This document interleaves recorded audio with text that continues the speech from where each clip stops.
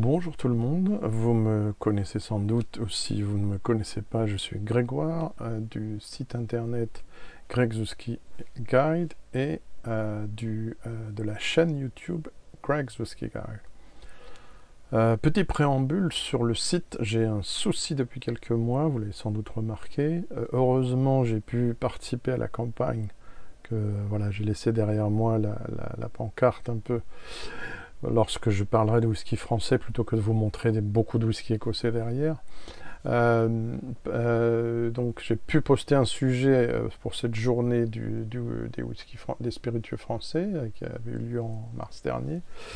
Hélas, depuis, j'ai eu quelques soucis, outre des soucis de santé, et en fait, dernièrement, j'ai un souci de renouvellement de site lié à son contenu qui est énorme, sa taille, mais aussi à voilà, c'est des petits soucis techniques et financiers qui font que je suis obligé de ralentir considérablement ce que je mets dessus. Ça ne change hélas pas grand-chose pour mes détracteurs, puisque le site n'est presque plus alimenté depuis quelque temps. Mon activité étant recentrée sur donc cette chaîne YouTube et par ailleurs des relais sur les sujets que je fais ici ou que je pourrais encore faire sur le site sont sur mes réseaux sociaux, donc vous verrez la liste en description sous la vidéo. Donc puisque voilà, des soucis de santé divers, la vague de chaleur, etc., il y a toujours quelque chose. En tout cas, c'était une année difficile, sont un peu derrière moi, dirons-nous, au moins pour ça. Voilà, je reprends les vidéos non seulement en anglais, je ne veux pas faire deux chaînes séparées, c'est un choix, c'est un peu compliqué, mais je reprends mes vidéos en anglais sur le whisky, mais aussi sur le whisky d'ailleurs, en général du monde entier, mais spécialement écossais entre autres, et de temps en temps, je ferai aussi des numéros sur le whisky français en anglais, puisqu'il y a de plus en plus de demandes. Bon, ça reste quand même limité, mais il y a une demande, dirons-nous, grandissante, et aussi parce que moi j'en fais la pub aussi envers mes amis youtubeurs et mes suiveurs sur mes abonnés divers sur divers comptes. Pour expliquer que la scène française du whisky est en plein essor depuis quelques années et voilà que moi j'ai remarqué ça spécialement depuis, allez, on va dire 3-4 ans. On peut dire même plus que ça, mais disons que voilà, j'ai vu l'offre exploser un peu ces dernières années. Et donc je m'y suis réintéressé de manière plus assidue, j'ai augmenté la plupart du temps sur mes deniers les acquisitions de whisky français lorsque je le pouvais. Encore une fois, c'est une chaîne qui n'est pas sponsorisée, qui n'a pas suffisamment d'abonnés pour être monétisée, donc il n'y a aucun soutien financier. C'est la raison aussi pour laquelle, et je vais y venir très vite, j'accepte sous condition les dons de samples, voire de bouteilles. En général, ce sont des échantillons, ce ne sont pas des bouteilles. De temps en temps, ça peut être des bouteilles. Mais, bien entendu, en transparence totale, les conditions pour lesquelles, et je pense que les producteurs peuvent en témoigner, les conditions sous lesquelles j'accepte les samples, soit que je sois sollicité pour en recevoir, soit que je les sollicite parce que j'éprouve un intérêt pour les produits en question, le travail de ces distilleries ou négociants.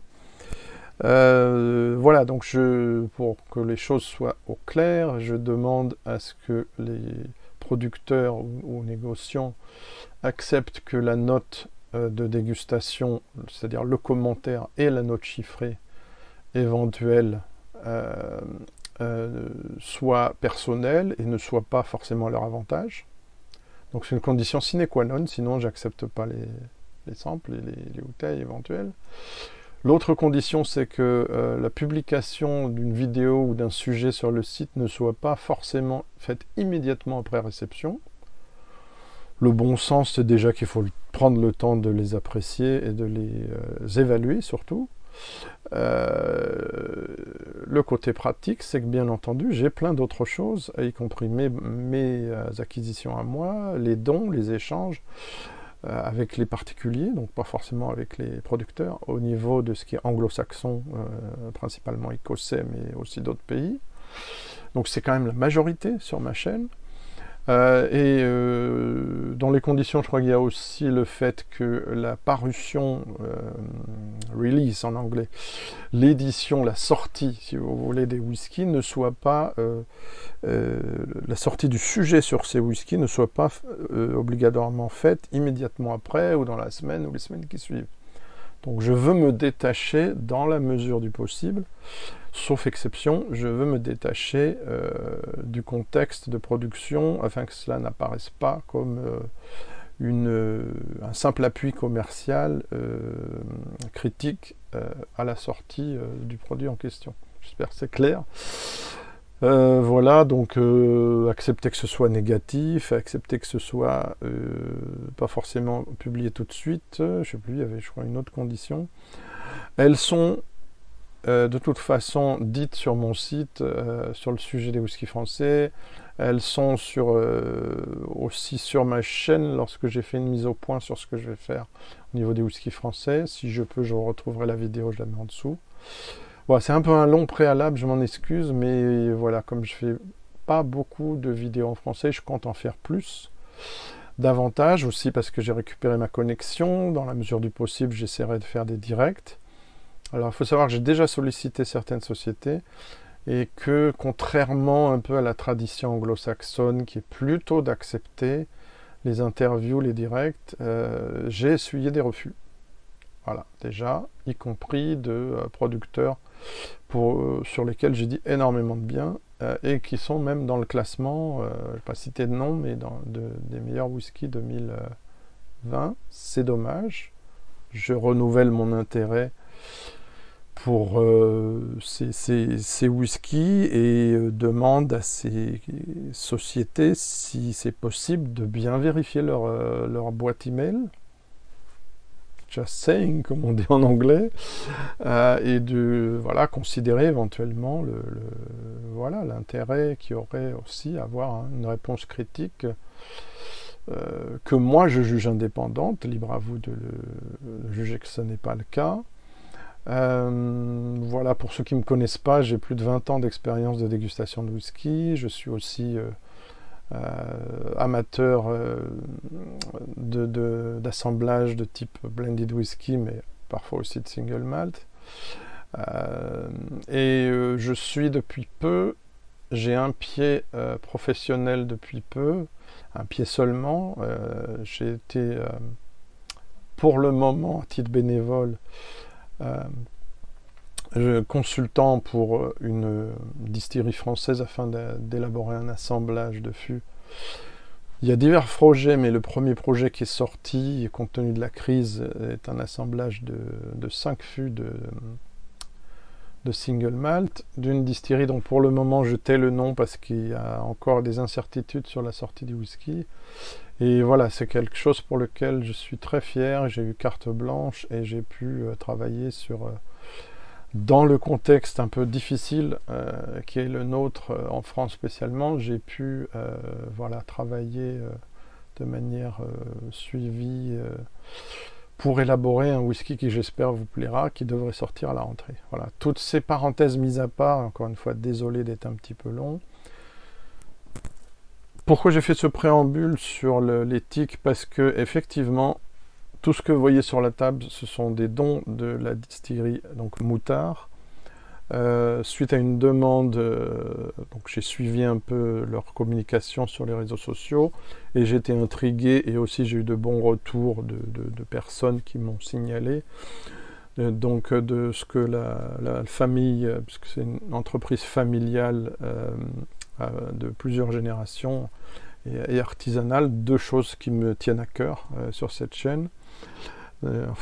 Chez moi, au niveau de la production de whisky, et de tout d'ailleurs. Et donc j'avais demandé des échantillons, et très très gentiment, donc je crois que c'était Alexandre, m'a envoyé des bouteilles, ce sont des bouteilles de 50 centilitres, mais quand même, ça change rien à l'affaire. J'avais demandé aussi, parce que c'est un domaine viticole avant tout, de Champagne, mais pas seulement, je vais vous en reparler. J'avais demandé aussi d'avoir du ratafia, puisqu'en fait, la distillerie travaille avec des vieillissés fûts dans des fûts ayant contenu du ratafia. Et comme je ne connaissais pas le ratafia, il y a tellement d'alcool en France que voilà, on ne peut pas tout connaître, et je ne suis pas spécialisé dans tout ce qui n'est pas spiritueux. Je veux dire, je ne connais pas tous les spiritueux français, même si j'ai fait une vidéo où vous avez pu voir que je m'intéressais quand même à pas mal de spiritueux français. Mais voilà, c'est surtout pour avoir une idée des arômes, des saveurs qui vont ressortir du fait de cette utilisation unique de fûts de ratafia dans les whiskies. Ça me paraissait important, tout comme pour Roborel de Climens, j'avais demandé, lorsqu'ils ont fait affiner un whisky en fût en amphore, j'avais demandé le résultat avant la finition, afin de me rendre compte moi-même voilà, de l'évolution et de l'apport de cette finition. Voilà, ça me paraît une démarche un peu plus complète. L'idéal serait évidemment déguster les vins, etc. Mais c'est une approche beaucoup plus grande et qui prendrait énormément de temps. La vidéo va être déjà un petit peu longue. Voilà, donc une entreprise familiale qui remonte à 1642. Je vais vous en parler un petit peu, je vais essayer de ne pas être trop long. J'ai reçu aussi cette excellente brochure très complète, vraiment c'est super. Donc un grand merci encore une fois à la famille Moutard. Et donc alors oui, avant de préciser davantage, donc dans mon périple de découverte des whiskies français, j'ai fluorisé un peu cette carte. Et en fait, tout ce que vous voyez en fluo, surtout lorsque le fluo est assez large et que ce n'est pas un petit point, ce sont des whiskies qui sont maintenant dans ma collection, au moins une version par distillerie, parfois davantage. Où ai-je mis mon stylo? Il est caché. Et là, donc, on parle évidemment de Champagne, et la distillerie Moutard, le domaine viticole, la distillerie Moutard est située ici. Voilà, vous voyez un petit peu. Je vais vous montrer une carte plus grande. Voilà, les whiskies sont produits que depuis peu de temps, quelques années, et je pense, si je ne me trompe pas, donc je vais vérifier. Donc voilà déjà, juste comme ça, un petit portrait des principaux acteurs de la famille Moutard dans cette production. Fruit d'un terroir et d'une passion. Donc ils sont installés à... Oui, donc c'est une entreprise familiale, donc là on est à la 4e génération. 1642, les ancêtres de la famille Moutard cultivent des cèpes de vigne sur les coteaux de Buxeuil. Donc là, sur cette carte, vous voyez un peu toutes les productions et où est localisé, où sont localisées les vignes et puis les différents lieux où l'on cultive et où l'on fabrique aussi différents spiritueux à partir de ces... donc oui, pour le champagne, donc Arbanne, Pinot Blanc, Pinot Noir, Petit Mélier, Chardonnay, Pinot Meunier, avec pas mal d'appellations. En Bourgogne, Premier Cru Fourchaume, Premier Cru Côte-Léchée, Chablis Vieille Vigne, Chablis Petit Chablis, Tonnerre, Épineuil, Rancy, Crémant de Bourgogne. Voilà, donc beaucoup de choses, mais pas seulement. Alors, je vais essayer de vous retrouver la page historique. Voilà, je ne vais pas tout vous lire, je vous renvoie au site internet, donc Moutard. Voilà, je n'ai pas le droit de le mettre en description, mais je peux vous dire www.famillemoutard.com. Voilà, car ce n'est pas une vidéo publicitaire. Donc voilà, ça remonte à 1642, les ancêtres de la famille Moutard, donc Louis Diligent, ensuite François Diligent, et donc il y a un mariage, Josette Diligent, fille de François, qui épouse Lucien Moutard. qui était installé à Polisy dans la Côte des Bars, et donc en 58, et donc qui cultivait la vigne. Donc modernisation de la cuverie en 73, troisième génération de vignerons avec Agnès Véronique et François Moutard en 1980. Et donc c'est en 82 que François Moutard relance l'affaire de négoce de son grand-père, 40% de vin provenant de ses propres vignes et 60% d'achats réalisés sur la Côte des Bars. La distillerie elle-même, pas encore de whisky mais de spiritueux, est créée par Lucien Moutard. Donc il crée la distillerie Moutard Diligent, en hommage à évidemment la famille Diligent. Elle comprend 5 alambics à repas en cuivre. En 2004, ils acquièrent un domaine en Bourgogne, à Chablis dans le Grand Auxerrois, qu'ils rebaptisent domaine Moutard. Le label Écocert est acquis en 2015, des créments de Bourgogne l'année d'après sont lancés, et une gamme de champagne et de Bourgogne sans soufre en 2016. 2017, voilà, c'est ce que je cherchais, a lieu la première distillation de leur whisky. Ils font aussi des eaux de vie de fruits, et donc on peut appeler ça, je pense, une liqueur, donc ce ratafia, que je vais déguster en premier, malgré l'apport de sucre qui peut, je vais bien me rincer, qui peut gêner ensuite la... Alors là, on a une jolie photo avec diverses choses en matière de distillation, de récolte viticole et de dégustation. Bien sûr, c'est toujours mieux d'aller sur place. 22 hectares et demi de vignobles pour ce qui est du champagne, appellation champagne, coteaux, champenois blanc et rouge, rosé des Rissets, activité de négoce, donc les cépages, j'en ai déjà parlé en partie. Pour ce qui est du Bourgogne, 36 hectares de vignobles, donc là aussi j'ai cité un peu le détail des cépages. Pour ce qui nous intéresse aujourd'hui, la distillerie, proprement dit Moutard, 5 alambics en cuivre à repasse pour la distillation de marc champenois, de fines champenoises et d'eau de vie de fruits et divers grains. Donc, oui, là vous avez vraiment tout ce qui est fait, donc je vous en renvoie aussi tout ce qui est produit par la maison Moutard. En matière de spiritueux, il y a vraiment beaucoup de choses différentes.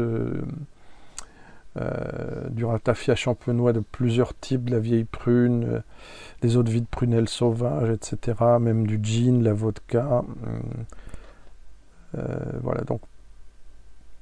Alors, pour les whiskies, c'est un vieillissement en un seul fût de ratafia champenois pendant 3 ans, donc c'est un single cask. Et alors, ce qui est intéressant, c'est, alors je vais en parler en dégustant, c'est que les 3 whiskies que j'ai là, en fait, utilisent des brassins de brasseries différentes de la région. Est-ce qu'il y a vraiment une différence flagrante? Personnellement, je dirais non. Je n'ai pas goûté les brassins, les bières, ces différentes brasseries. C'est une démarche complète qui serait super, mais qui prendrait trop de temps dans le cadre que j'ai ici. Mais je vais commencer par le ratafia. Donc, voilà. Hop.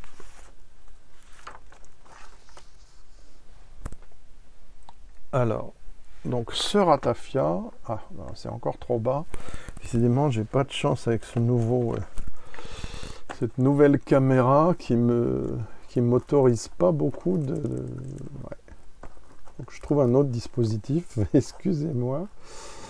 Donc là, il y a des détails derrière, donc 50%, 50 centilitres, 18% d'alcool. Donc un petit historique derrière, comme je vous disais. Et en plus, c'est en anglais, c'est traduit en anglais, c'est formidable. Je vais reprendre un petit peu d'eau, parce que j'étais bavard. Et là, j'ai pas fait attention, c'est un verre de marque, et ben tant pis. Là, j'ai pris un Inao, un verre de vin pour le ratafia, donc voici sa couleur, donc naturelle. Donc c'est un ratafia de 5 ans d'âge, donc qui assemble de la fine champenoise, donc une eau de vie à base de raisin, et du mou de raisin champenois. Là, il s'agit du lot, Difficile à lire. Mora 31 820, c'est ça? Ouais, je sais plus où je l'ai lu. Donc 2021, 50,18%. C'est vendu environ 18 euros. Voilà, j'ai noté pas mal de choses. On va voir si je retrouve la même chose.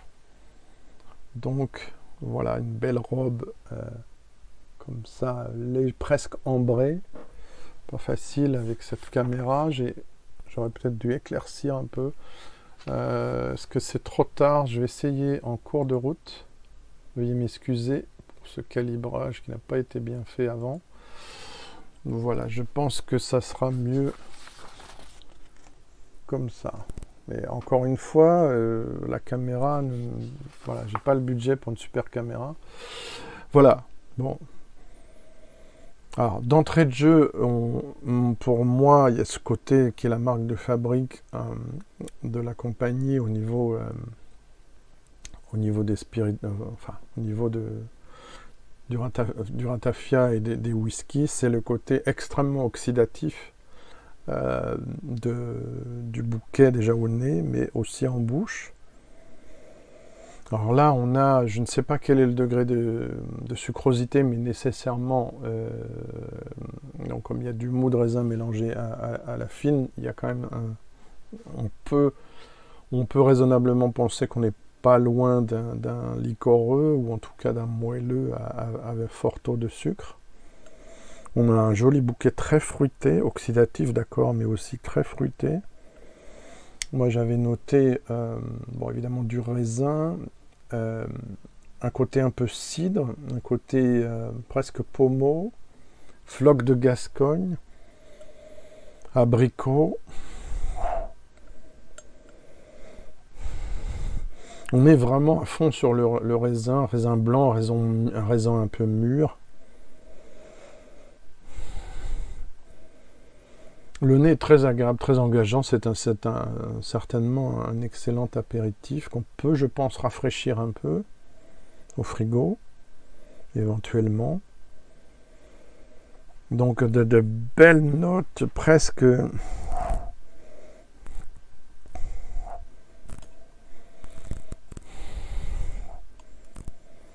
Il y a presque un côté, pas prune, mais un peu prunelle, un peu amande. Moi j'ai presque un côté vanillé, curieusement. Mais vanille, alors vanille bourbon avec un soupçon de Grand Marnier avec.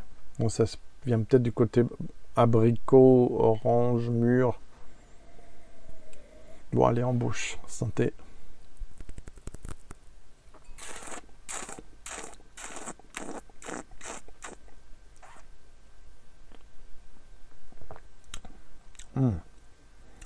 Très agréable, oxydé, un côté oxydatif un peu comme oui, le Xérès bien sûr, mais alors contrairement au whisky, là c'est un Xérès plutôt doux avec une jolie sucrosité. C'est pas un Pedro Ximénez non plus, hein. On n'est pas dans le même registre, on est plutôt dans les fruits jaunes, les fleurs pas capiteuses, mais oui, qu'est-ce que je pourrais dire au niveau floral? Oui, plutôt... Non, et c'est difficile. C'est très difficile. Là, ce que j'ai comme préétabli, c'est plutôt pour les whiskies. Et je retrouve pas forcément les mêmes notes florales ici que ce qui est traditionnel dans les whiskies. Mais ce qui est sûr, c'est qu'il y a un joli fruité avec les agrumes premier plan, mais aussi des fruits confits, abricots, peut-être un peu pruneaux, mais prunes aussi. Différents types de raisins, difficile pour moi de les distinguer. Peut-être un peu de muscat, mais il y a autre chose aussi. Du chasselas, et aussi, alors là pour le coup, je crois que c'est raisin de Smyrne en français. Voilà. Donc c'est très agréable. C'est doux et sucré, mais pas trop. Il y a une jolie acidité.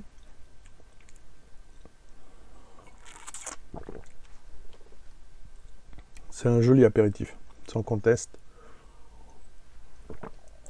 Et bon, bien sûr, 5 ans, c'est quand même... ça permet de joliment affiner les saveurs. Il y a un très très beau fondu, ça j'ai pas encore dit. Mais voilà, donc ça vous permet de voir ouais, un peu ce que ça donne au départ, donc tout ce que ça va peut-être apporter au whisky. Voilà, on va démarrer, parce que la vidéo est déjà assez longue, avec le premier whisky. Donc on est donc tous, hein, pour les 3 whiskies que je vais déguster en vieillissement. Il y en a d'autres, il y a d'autres références. En fût de ratafia champenois, fût unique. Donc là, on est toujours sur le même format. Alors les fûts ne sont pas numérotés, mais ça c'est souvent en France, ce que j'ai remarqué. Donc la brasserie, c'est Larouf, qui est située à Fouchères. Donc oui, j'ai oublié de préciser, double distillation, brassé, fermenté, distillé et vieilli en France, évidemment. Un joli rappel du drapeau en bas. Donc voilà, donc je les ai servis un peu à l'avance pour qu'ils s'ouvrent un petit peu. Là encore, on est sur une jolie robe où on pourrait être sur un moelleux, hein, là aussi, presque un sauterne. C'est pas exactement le même... on est plus dans l'orangé. Alors là, c'est jeune, on est à 45 de titrage, qui est un très joli titrage. Les jambes, donc ça ne reste pas longtemps, ça descend très très vite parce que c'est jeune, et qu'on n'est pas dans un brut de fût non plus. C'est un whisky aussi qui n'est pas très gras, donc vous allez voir que, contrairement au ratafia, mais c'est normal, c'est pas du tout le même produit, même si une racine commune qui est les fûts qui ont été utilisés pour maturer, vieillir ces whiskies. On passe d'une sucrosité importante, mais pas écœurante, pas dominante non plus, à beaucoup plus d'oxydation, et quelque chose qui se... je vais vous expliquer davantage.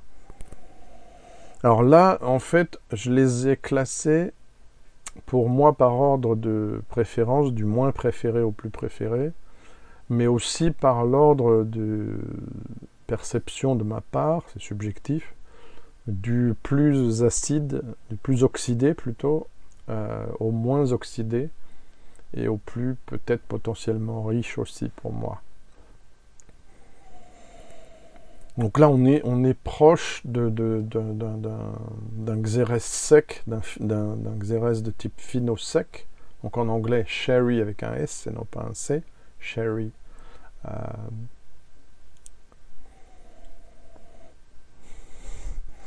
Donc c'est très oxydatif, c'est très difficile pour moi de... Qu'est-ce que j'avais mis pour celui-ci? Complexe, boisé fin, fondu. Excusez-moi. Fleurs capiteuses, fruits secs, fruits confits, vanille. C'est ce que j'avais obtenu au nez.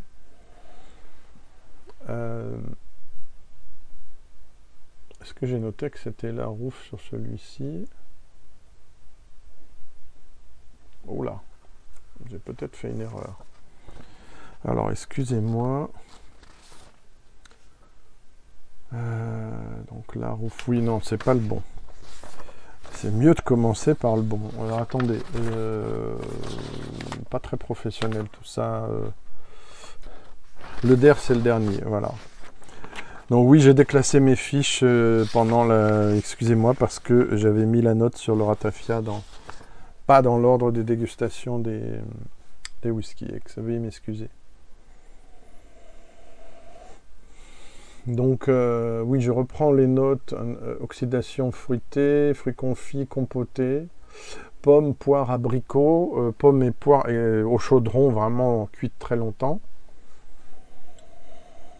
Voilà, globalement ce que j'ai, c'est relativement agréable. Alors c'est moins agressif. Alors c'est vrai que je pourrais attendre encore que ça descende davantage. Mais bon, j'ai laissé, il y a bien une demi-heure maintenant, les verres, les whiskies s'aérer. Donc oui, vraiment il faut les aérer 10 minutes au moins, voire plus. Ils prennent en ampleur et ils se stabilisent et ils sont plus intéressants, plus équilibrés. Mes premières notes étaient plus négatives. Là, ça prend de l'ampleur, ça s'équilibre. On va voir si en bouche c'est pareil. Je ne les ai pas testés depuis quelques mois, 2 mois.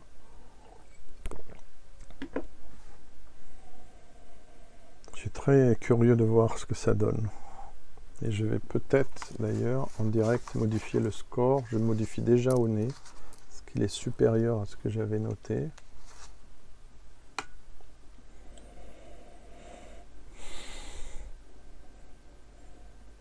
Je vais peut-être faire une pause dans la vidéo pour faire le calcul, comme ça vous aurez moins d'attente. J'aurais dû le faire avant. Oui, on est mieux. Voilà, en bouche maintenant, santé.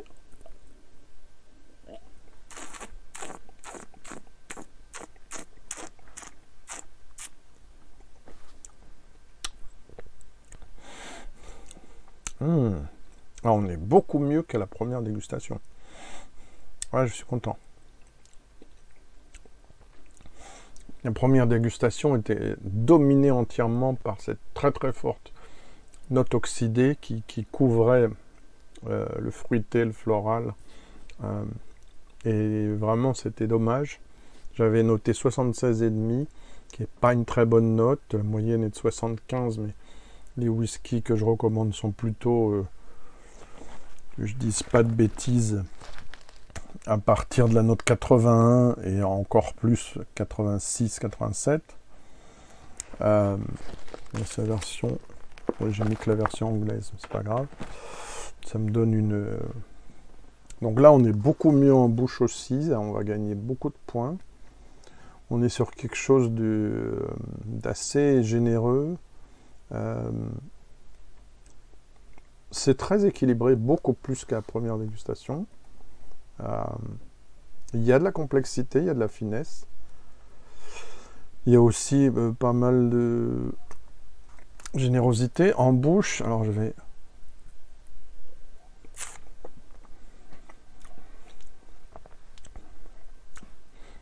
que j'aime beaucoup, c'est un côté chaleureux, mais pas fort, je veux dire. Un côté doux et enveloppant au palais, où il y a un mélange de floral et de fruité, où il n'y a pas forcément une définition très très précise que je peux donner moi là maintenant. Mais il y a une belle harmonie et un très joli équilibre. Donc ça me rassure par rapport à la première dégustation où celui-ci était le moins bien noté et c'était un peu voilà, assez décevant. J'en ai pas mis beaucoup, mais je vais me resservir un peu pour pouvoir voir ce que ça donne avec de la dilution. Très légère dilution. Oups, j'ai baptisé ma table. Les bouchons, en fait, j'aurais demandé, ils m'ont dit, ben, en fait, c'est pour rendre hommage au côté viticole, donc ce sont des bouchons de vin. Voilà, j'étais un peu inquiet pour la pérennité du whisky, et finalement, ben, ça fonctionne bien. En plus, ça reste un peu vivant. Donc... oui, on me demande souvent si ça évolue encore en bouteille. Ça n'évolue pas au sens strict du terme, c'est-à-dire vous n'allez pas avoir de vieillissement supplémentaire avec un whisky dans la bouteille, mais il peut y avoir plus de fondu avec le temps. Si c'est trop souvent aéré, si le bouchon n'est pas assez hermétique, il va y avoir une perte aromatique. Au bout de 5 ans, 10 ans, mettons, voire plus, ça dépend comment c'est, encore une fois, stocké, température, hygrométrie, hauteur dans la pièce, etc. Mais si vous si vous remettez bien le bouchon et que vous n'ouvrez pas ça toutes les 5 minutes, ça devrait bien se passer pendant un bon moment. C'est efficace. Il y a un côté rustique que j'aime bien, comme ça. Je trouve l'esthétique, par ailleurs, j'aime beaucoup ce côté sobre et en même temps efficace, avec les principales informations devant et d'autres informations derrière. Ça pourrait être plus poussé sur le type de fût, le nombre de remplissages, etc. Non filtré à froid ou pas, non coloré ou pas. Apparemment, ça ne l'est pas. Voilà, j'aime beaucoup cette sobriété. C'est des bouteilles qui sont jolies sur les étagères. Si j'avais de la place pour tout montrer.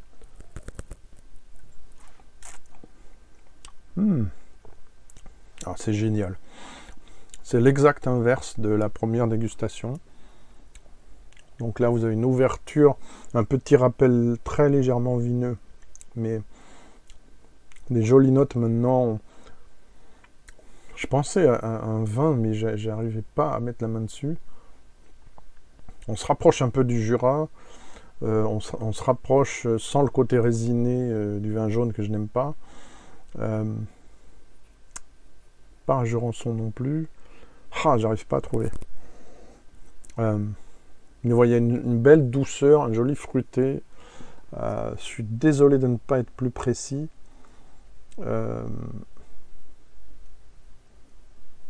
Voilà. Je fais une pause quelques secondes pour vous donner mon score à ce stade. Je reviens de suite, ne quittez pas.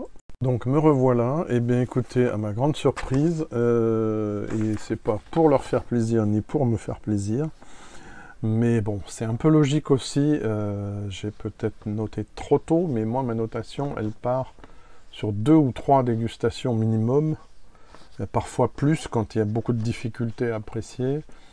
Là, étant donné que j'ai laissé le verre s'aérer une demi-heure, je pense que je peux donner une note qui n'est pas forcément super définitive, mais qui est fiable. Par rapport aux premières notes, il gagne 10 points. Il passe de 76,5 à 86,5. C'est vraiment spectaculaire et j'en suis ravi. Voilà. Parce que après tout, même si c'est offert, c'est quand même des bouteilles qui sont en ma possession. Donc, il faut que j'en profite un peu et aussi que je fasse découvrir à des amis et d'autres personnes. Donc nous passons, donc là cette fois-ci on est domaine l'Arche ou l'Archer, je ne sais plus comment ça se prononce. On est à Sens dans le 89. Donc c'est un voilà, on est à Sens, donc c'est un autre brassin. Mise en bouteille, j'ai oublié de dire, 19/4/2021. L'autre c'était 18/1/2021. Voilà, si jamais vous retombez dessus et que ça vous intéresse plus avant. Là encore, on est une robe assez voilà, ambrée, avec des jolis reflets orangés. Bon, pas orangé, mais voilà, jaune d'or. Donc là encore, je pense que je vais avoir des surprises. Je vérifie qu'on est bien là où je pense. Voilà, l'Archer ou l'Arche. Voilà, on est sur des nez de whisky. La dernière fois, on n'était pas sur des nez de whisky, mais de Xérès. C'était ça mon gros problème. Moi, je préfère prendre mon temps que faire un truc de 5-10 minutes et pas contextualiser, etc. Je sais que c'est long, je vais mettre des notations de minutage. Pour celui qui est pressé, il ira tout de suite voir les dégustations. Celui qui veut en apprendre plus, il regardera la vidéo en entier, peut-être en plusieurs fois. Mais voilà, c'est la manière dont je procède, c'est différent de nombreux autres dégustateurs. Ça a son intérêt, ça a ses défauts. Je ne fais pas de montage non plus, je peux faire des pauses, par contre, je ne le fais probablement pas assez. Voilà, on a un joli nez, on se rapproche un peu des whiskies écossais, mais on est encore en France. On a ce rappel un peu oxydatif du vin, mais pas de manière agressive. On est là encore, on n'est pas dans la première dégustation, on est dans une amélioration, une ouverture du bouquet. Donc j'avais noté là encore des fruits frais, des fruits... On est à peu près dans la même palette que le whisky précédent. On va passer à la dégustation, mais on va faire encore une longue vidéo.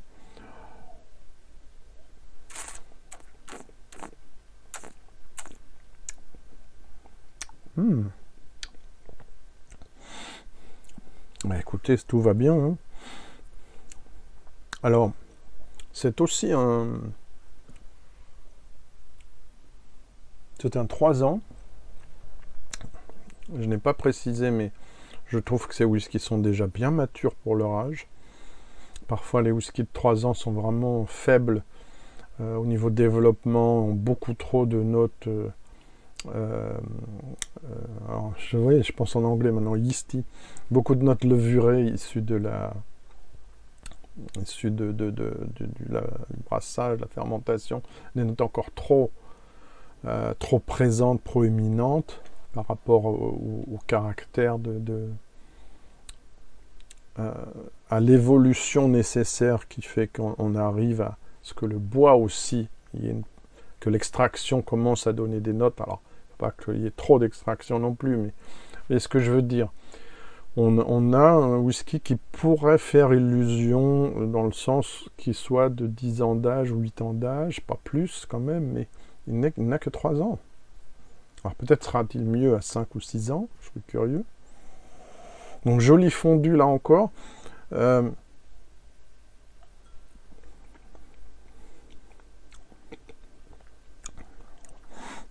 Fruits jaunes, fruits blancs.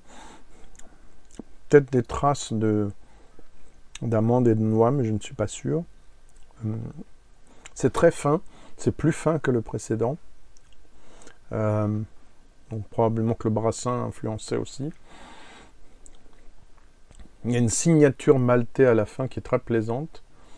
Je pense que le brassin doit probablement être plus puissant en termes de notes céréalières. Voilà, c'est tout ce que je peux dire sans aérer, sans... Ça a été aéré. Hop.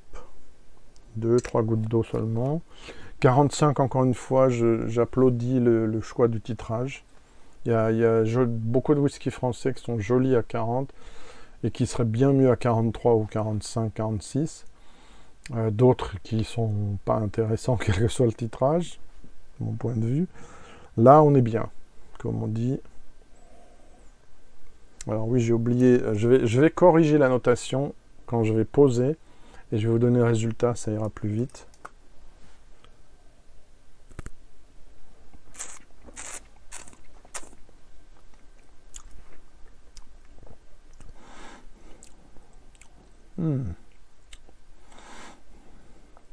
On a une note, alors comme si le ratafia revenait, mais plus raffiné, avec ce côté fruits jaunes, fruits mûrs, fruits confits. Le côté confit ressort des deux versions pour l'instant whisky, de manière maîtrisée, affinée, raffinée. Le ratafia est présent sans dominer. L'orge maltais aussi, c'est une réussite. Voilà, bravo. Et jolie note abricotée, citron confit, mais vraiment citron orange confit mêlé, presque même un peu de pêche abricot. Alors je vais poser pour recalculer. Voilà, merci d'avoir patienté, si j'ose dire.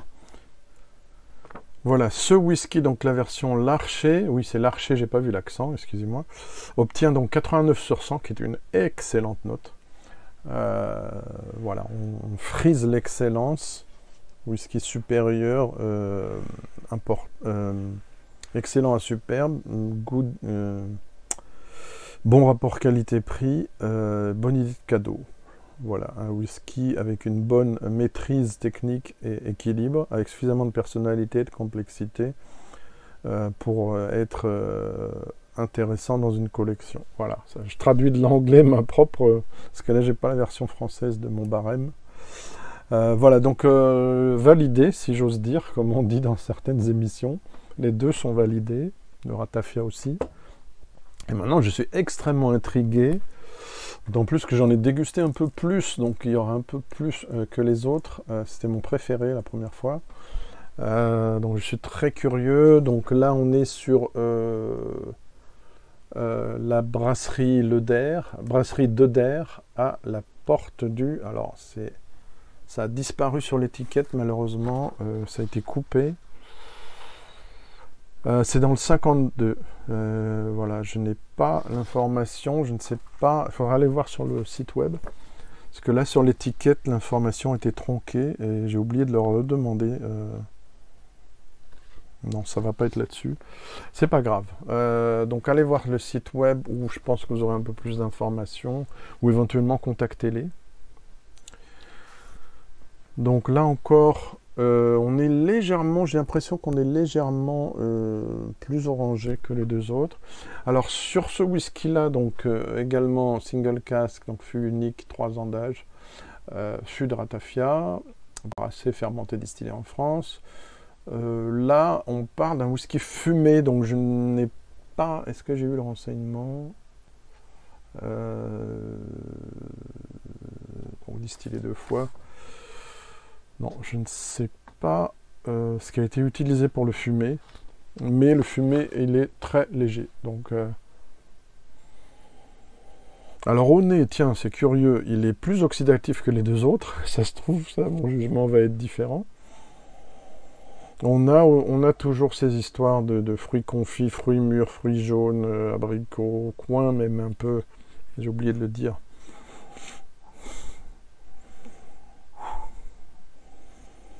Des fleurs, là c'est un peu levuré, c'est un peu plus puissant au niveau de l'influence du ratafia, j'ai l'impression aussi. On va voir, je suis très curieux pour le coup, parce que en première dégustation, il avait obtenu la meilleure note des 3, qui est 86, et maintenant on voit qu'on monte à 89 pour le précédent. Santé.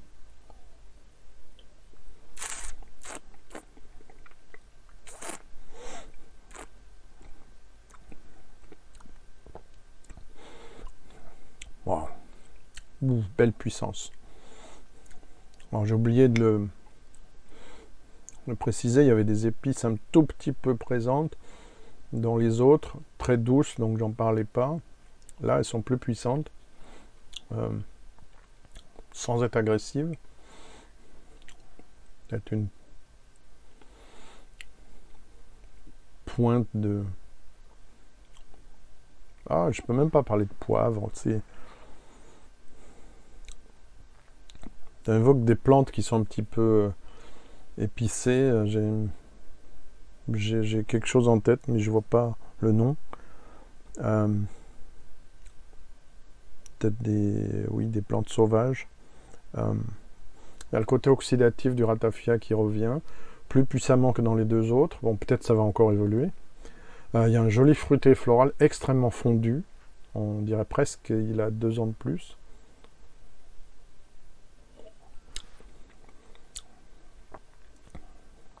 Ouais, l'orge maltais est aussi présente, mais on n'est pas dans le même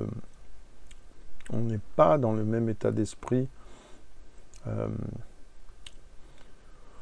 que dans le whisky écossais. C'est vraiment un whisky français marqué par son fût mais sans excès. On est dans autant de complexité que les précédents, en peut-être un peu moins de fondu. Curieusement, l'influence du ratafia est plus forte que dans les deux autres. Le fumé, je le sens pas vraiment. C'est vraiment... Si. Il est... Oui. Il est en finale et en filigrane, vraiment. C'est très, très... Mais c'est très délicat. Hein. Faudrait voir ce que ça donne avec davantage de fumée, mais c'est très délicatement fait. Alors, je regoute encore un peu, mais non, je vais très vite mettre quelques gouttes d'eau.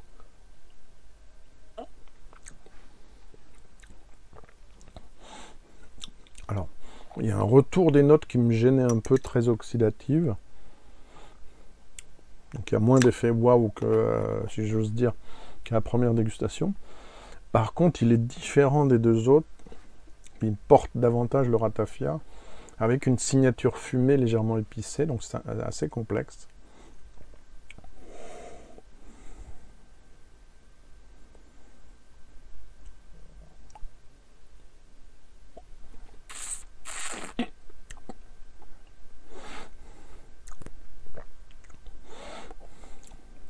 c'est un bon whisky quand même. Beaucoup d'élégance, avec un petit peu de dilution. J'ai oublié de le signaler, mais là, ça se ressent davantage. Il y a un côté presque pâtissier chez ces 3 whiskies. Une belle finale épicée, un peu fumée. Il y a de la personnalité, beaucoup de personnalité dans ce whisky. J'aurais du mal à préciser davantage les notes pâtissières, mais je verrais bien ça à côté d'une tarte au quetch, une tarte qui n'aurait pas de glaçage sucré, ultra sucré au-dessus, comme parfois. Une tarte aux pêches, peut-être. Un millefeuille, pourquoi pas, en association culinaire.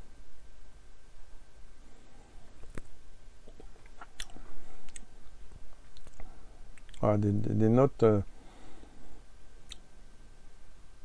j'ai du mal, je m'en excuse, à préciser davantage mes notes. Mais il y a vraiment, c'est très fondu. Pour 3 ans, c'est vraiment superbe, les 3. C'est un whisky qui a déjà... alors, je ne sais pas ce que ça va donner après, donc je ne vais pas spéculer, mais qui a déjà beaucoup de personnalité et qui est déjà bien abouti. Les 3 versions sont bien abouties. C'est impressionnant, franchement, c'est impressionnant. Voilà, je pose encore pour vous donner mon score chiffré. Pour moi, le commentaire, encore une fois, est plus important que le score chiffré. Le score chiffré est là pour donner une indication. Mais voilà, à tout de suite. Voilà, donc de retour pour terminer cette vidéo. Et ben 87,5, donc je suis surpris. Donc il obtient un score intermédiaire entre les deux. Il n'est plus le leader, c'est le leader. Ça devient, si je ne me trompe pas, la version Larcher, donc la deuxième, avec 89 sur 100.